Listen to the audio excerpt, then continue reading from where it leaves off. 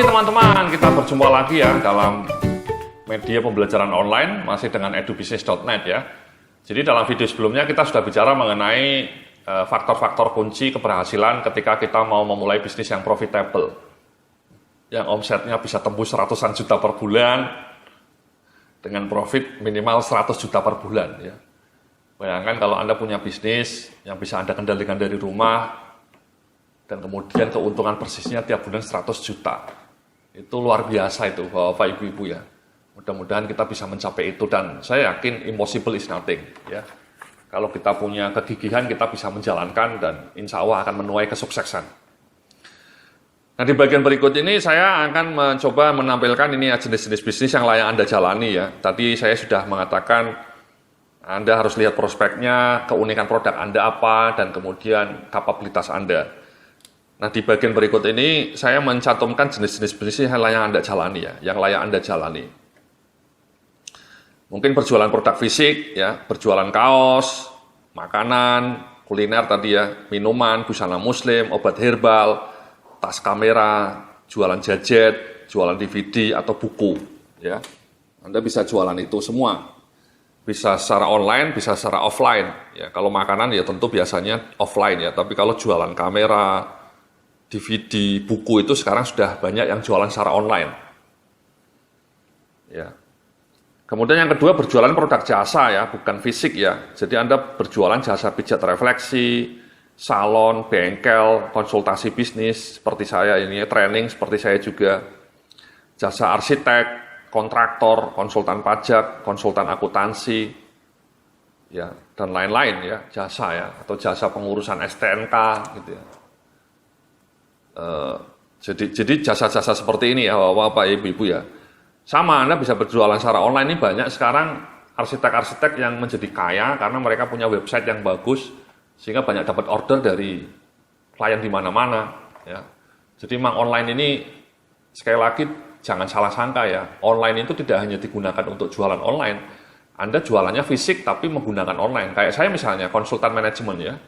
Itu kan fisik ya, tidak bisa dilakukan secara virtual. Saya harus datang ke kantor klien. Itu namanya jualan fisik. Jualan jasa secara offline ya. Tapi saya pemasarannya melalui media online. Ya, saya punya blog mengenai manajemen sehingga saya dapat banyak order mengenai training dan konsultan manajemen ya gara-gara blog saya.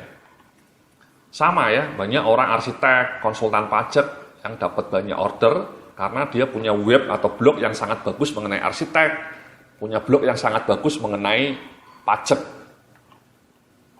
Ya. Nanti kita pelajari juga studi kasusnya ya. Nah yang berikutnya ini ya jenis bisnis yang layak Anda jalani juga berjualan produk digital. Nah, ini yang paling enak juga nih ya. Berjualan produk digital artinya produk-produk itu bisa ditransfer via internet melalui file saja ya, seperti e-book, kursus online, jualan musik digital, slide presentasi, jualan software, template atau aplikasi. Ya.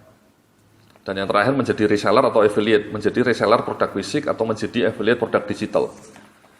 Ya ini jenis produk yang ketiga ini luar biasa Bapak Ibu ya. Pengalaman saya memang yang paling maknyus ketika Anda bisnis online itu ya jualan produk yang online ya. Anda tidak perlu tiki, tidak perlu tiki JNE, tidak perlu warehouse, tidak perlu modal. Modalnya kekuatan otak. Ya. Ya ini seperti sekarang nih ya, saya jualan kursus online. Saya bisa mendeliver file saya ini melalui digital ya. Anda bisa melihat video secara online nih sekarang. Anda juga bisa mendownload filenya. Saya tidak perlu mengirimkan kepada Anda dalam bentuk DVD atau mengirimkan dalam bentuk fisik gitu ya. Seperti buku fisik seperti ini dikirim, tidak perlu. Warehouse-nya mana ya? Warehouse-nya server. Dan sekarang banyak hosting di Indonesia yang menawarkan unlimited hosting ya. Jadi file-file video saya ini saya simpan di gudang virtual istilahnya ya. Jadi Anda tidak perlu banyak modal ya.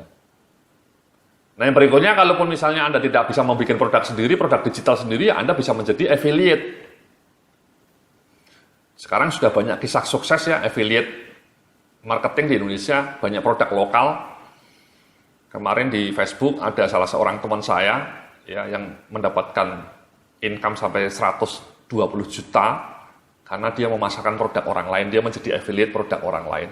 Produknya juga produk digital. Ya. Dan produk lokal, bukan produk luar negeri ya. Selama ini mungkin banyak affiliate dari Indonesia yang sukses jualan produk luar negeri ya, Amazon, macam-macam lah e-book dari luar negeri. Tapi sekarang di Indonesia juga sudah banyak produk lokal.